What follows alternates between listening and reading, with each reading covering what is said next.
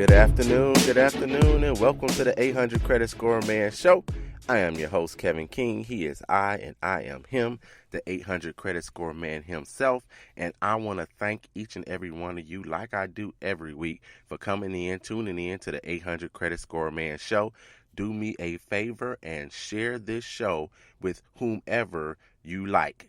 If you like people and you got friends and your friends got friends, share this show with them. So if you catch it on Spreaker, Spreaker, if you catch it on Spreaker, you can share it from there. If you catch it off something I sent from Facebook, please share it there. If you're one of my friends on Facebook, or if you are in the 800 Credit Score Man and I share it there, that particular Facebook page, please share it with your friends and family as well. And then also I'm on Instagram as 800 Credit Score Man, so I'll send things out there. Please share the show with everybody, the 800 Credit Score Man Show. So thank you guys for tuning in yet again to the 800 Credit Score Man Show. And what are we going to talk about today?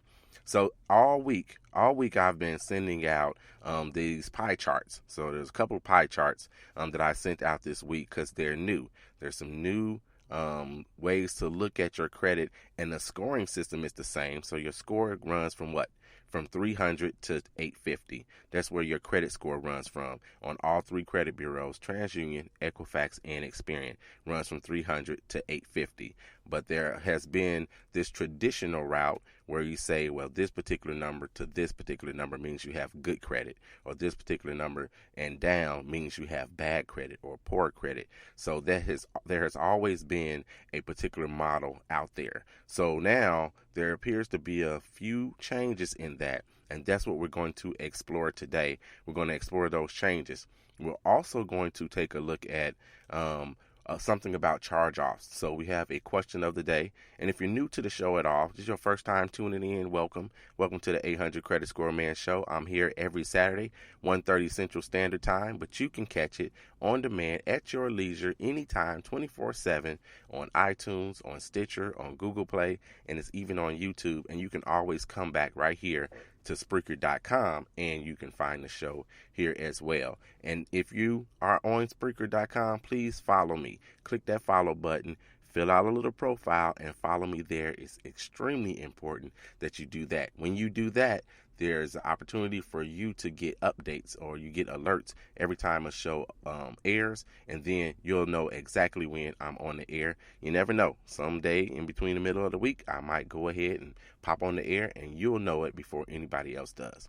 So what I was saying is, in the question of the day, we got a question about charge-offs, and it's not that convoluted of a question, but I have to actually set it up for you guys. So we're going to talk about charge-off, how those things affect your credit, what's the real deal behind charge-offs. And somewhere toward the end of the show, I hope, because I got a lot of info, of course, to share with you guys today, somewhere if we can stick it in today, at the end of the show, I'm going to give you a hardcore example of what it's going to be like if you have good credit versus bad credit when you go to purchase a vehicle, and what the interest rate is going to look like versus what it could be if you had a better credit score, and how much money you're going to save or lose depending on the situation that you're in. So let's get started with the show, everybody. All right, before I go on, let me get my first shout out, and I got a lot of shout outs today. There's a lot of babies born in the month of April, so I got to shout out Greg King.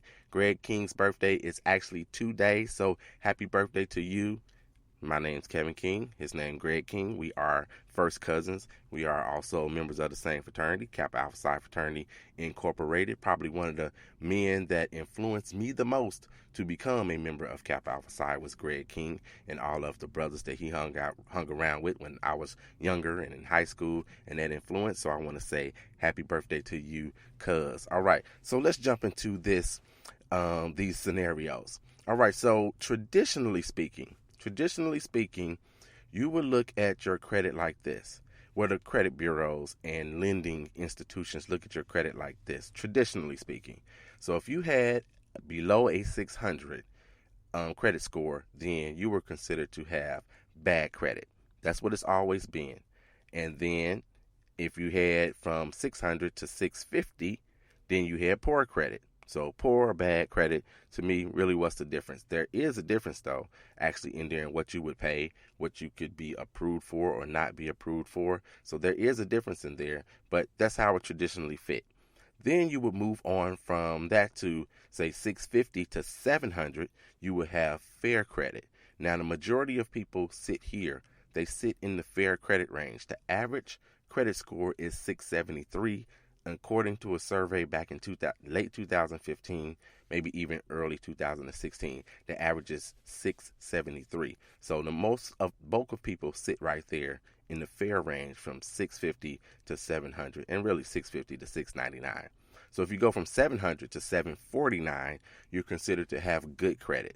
No problem at all, no issues. You can get approved for things if it's only based off credit, or if everything else lines up. You have enough money and you have a job and all of those things that you may have to use the information that you need to get approved for a loan or a car or whatever it is.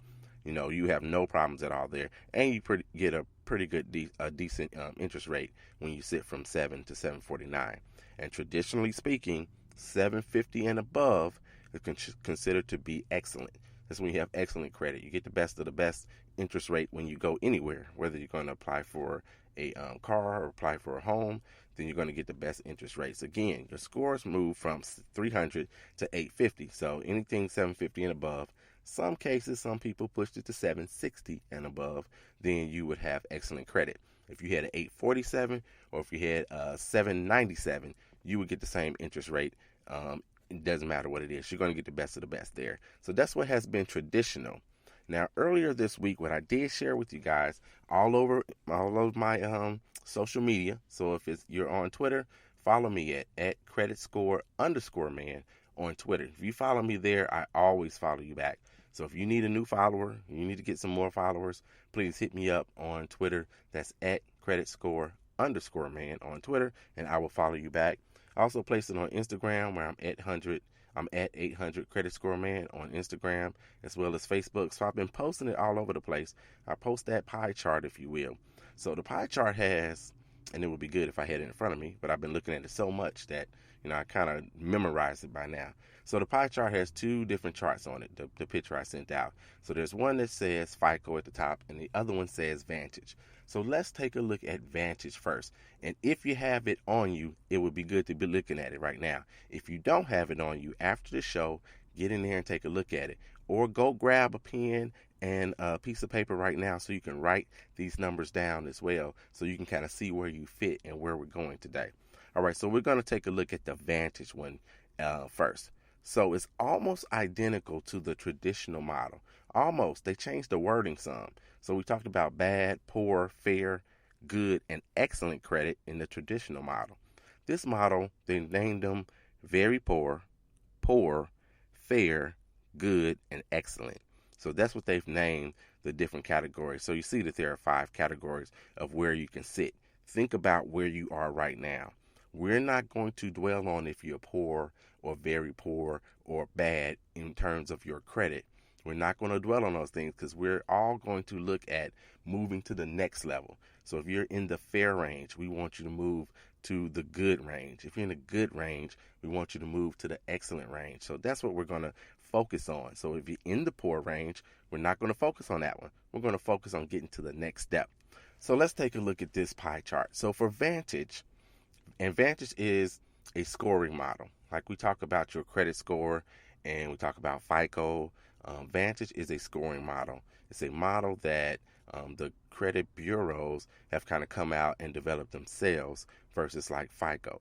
So that's what it is. Vantage scoring model. If you have a Credit Karma or Credit Sesame, typically the numbers that you get from them are a Vantage score, not a FICO score, and there is a difference. And we're going to discuss that as well. All right, so in Vantage, you'll see that very poor, your score from 549 going down to 300 is considered very poor. So you have a very poor score. Then from 550 up to 649, you're still considered poor. You're still considered poor. That's really not a difference, if you will, from the traditional model. It's really not that different at all.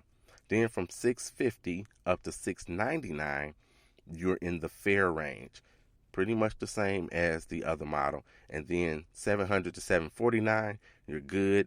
And 750 up, then you're in the excellent range. So it's very similar to the previous model, except for the fact that now you have very poor instead of saying bad. I don't know why they changed the name of it. Maybe people felt bad because they were, had bad credit, or when you pulled your credit score up and they listed them for you, they said bad and people felt bad and maybe they got discouraged. So they put very poor down. I don't know if that makes me feel any better if I had very poor versus bad credit, but maybe that's the psychology behind that.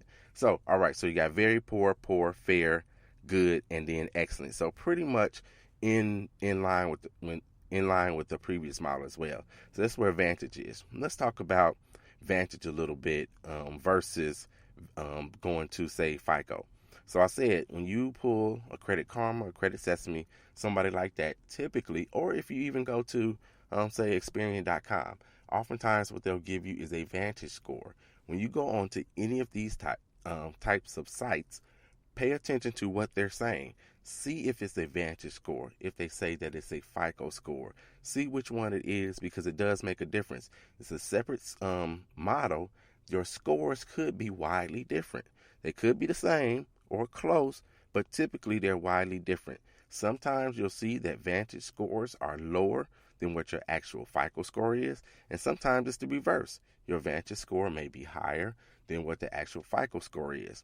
FICO's not giving up their recipe, so Vantage has no ability to say exactly what they're looking at, what kind of weighting they put on every single option that's out there for your credit. They don't have that ability to do that. It's kind of like the KFC recipe. It's locked in the vault somewhere and you can't get to it. But what you can try to do is to take the ingredients and say, let me put a little bit here, a little bit there, and see if we can come up with the same numbers when it comes to Vantage versus FICO. So that's where the difference lies for the two. So we got Vantage, and we talked about the traditional model.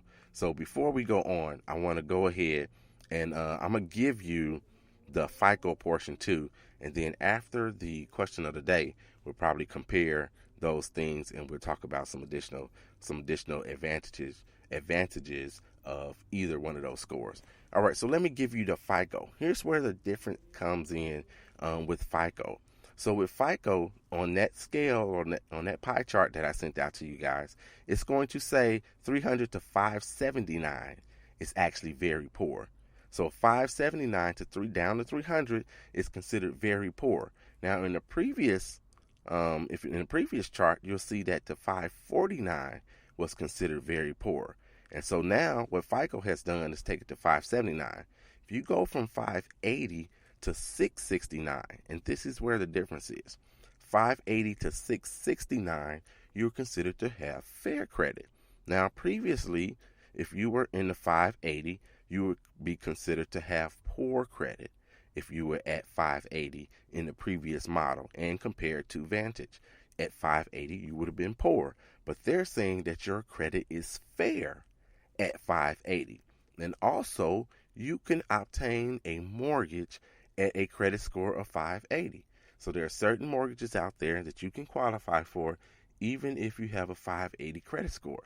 Now, everybody sitting here listening to me with a 558 credit score, do not make 580 your goal.